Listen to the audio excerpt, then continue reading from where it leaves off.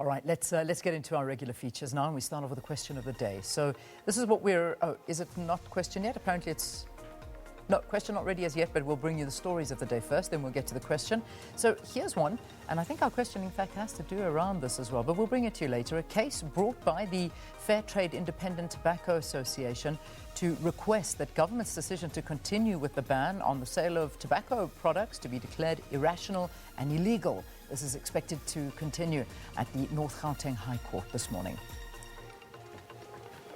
And then the High Court in Pretoria is this morning also expected to rule on the urgency of the application that was brought by Educators Union of South Africa, USA, to challenge the decision to reopen schools. And according to the latest figures released by the Health Ministry last night, the total number of confirmed COVID-19 cases that South Africa has had to date now stands at 52,991. The number of deaths is at 1,162. A total of 29,006 people have since recovered, which brings the total number of active cases to 22,823.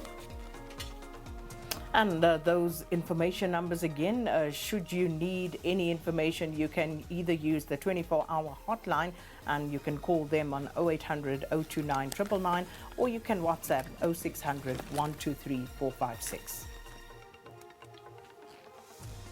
Right, let's look at some of these stats now. The Western Cape, we'll break it down for you, has 34,819 reported COVID cases. Eastern Cape is 6,760, Gauteng 6,546. Now, KwaZulu-Natal is at 3,255, the Northwest 604, the Free State 391, Limpopo 253, Mpumalanga 184, I beg your pardon, and the Northern Cape 122.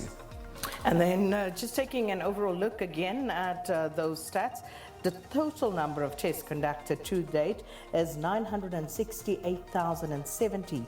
Confirmed cases now stands at 52,991. We've had 29,006 recoveries so far, 1,162 deaths, and the number of active cases, 22,823. All right, just globally, what I can tell you is that the confirmed cases are sitting at 7,039,000. That's where we're at right now. And basically showing that cases per 1 million people is at 905. That's a new statistic that we can give you this morning. And the death toll so far is at 404,396. Right, let's move on to those trending topics. And first up this morning, hashtag Julius Malema must fall. And this, of course, relating to a tweet that Julius Malema put out yesterday, essentially calling the president a bastard. Basically, in a nutshell, that's very much so what it's all about. So, I mean, it's quite a harsh statement, and people, of course, have been speaking out quite a lot about this one, and that, of course, is the top trending topic that we woke up to, we went to sleep to, and just reading one or two of them. This is from Sitale saying, it seems like black unity is when a black person joins or supports the EFF. When Malema insults fellow black leaders, it's called speaking the truth. When others do the same, it's self-hatred, selling out. Ah, gee whiz, we see you. That's Julius Malema must fall. And another one, bastard, is not a mean word or an insult, but if you translate it to your language, hey, Julius Malema must fall. Yeah, and I saw people asking, what is bastard in any of the Nguni languages, and people trying to extrapolate further meaning from it. But essentially, people outraged at what they deem to be the disrespect shown by Julius Malema to President Cyril Ramaphosa. I think that's a good summary of what many people are feeling out there with regard to the name calling. All right, next one, Burundi. So the news coming through yesterday, sometime in the afternoon, that Burundian President Pierre Nkurunziza, age of 55, died of a heart attack. I heard you reading in the news there, Sakina, that there are suspicions it may or may not have been COVID-19 related. The president was not somebody that took the coronavirus very seriously. I think he was one of the denialists, if you want to call him that. Sports events were going on, large gatherings were going on. In fact, apparently it was just after a volleyball game that he had attended that he died at a hospital in eastern Burundi after he fell ill over the weekend. So, you know, it's he ruled the country for many years, and many looking back over the time that he was ruling and calling it, you know, the years of impunity, arresting opponents, stifling media outlets, cracking down on dissent. And his reign did draw a lot of international condemnation.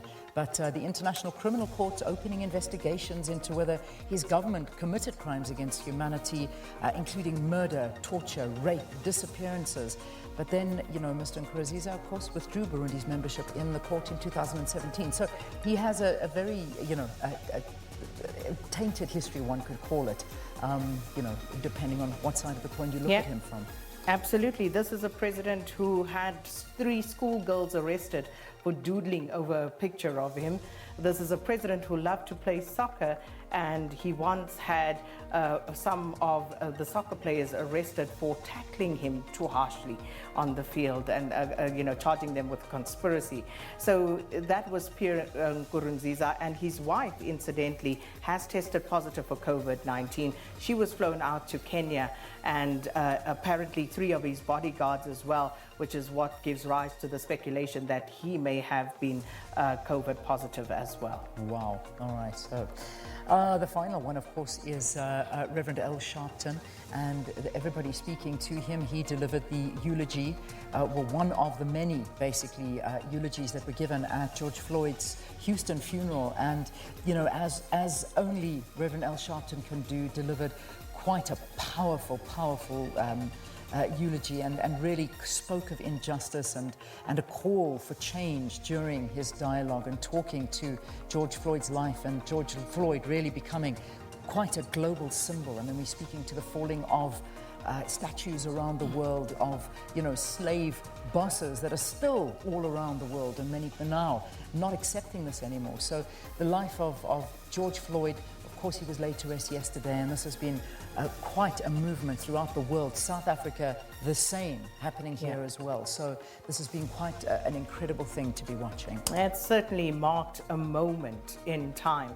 And as you say, the Reverend Al Sharpton, very powerful, many quotable quotes coming from that eulogy yesterday. And just one of them where he says, you're trying to figure out how to stop the protests instead of trying to figure out how to stop the brutality. And, you know, that's powerful, Leanne, in terms of how we usually get distracted from the messaging that is that people are trying to deliver to authority. Yeah, unbelievable. All right, so that's where we'll have to wrap our trending topics for you this morning. But right now, we've got to get you some sports news.